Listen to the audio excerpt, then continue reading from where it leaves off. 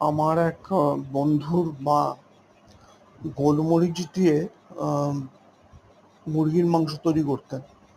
এত অপূর্ব হতো, এবং সব থেকে যেটা বড় কথা, যারা রান্না করেন তারা একটু মুখে দিয়ে টেস্ট করে দেখেন যে ঠিক মতো স্বাদটা হয়েছে, এসছে কিনা। উনি সেটাও করতেন না, কিন্তু দুর্দান্ত হতো খেতে প্রত্যেকবার।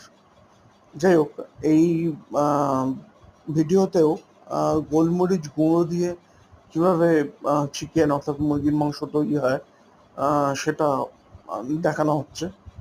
বিভিন্ন মশলা, পেঁয়াজ, রসুন, যা যা লাগে আর কি, টমেটো, আহ, তারপরে ক্যাপসিকাম, এই সব দিয়ে কিভাবে পুরো মশলাটা দিয়ে, মন্ডটা দিয়ে কিভাবে মাংসটাকে নেড়ে ছেড়ে একটা সুস্বাদু পদ তৈরি করা যায় সেটা দেখাচ্ছে।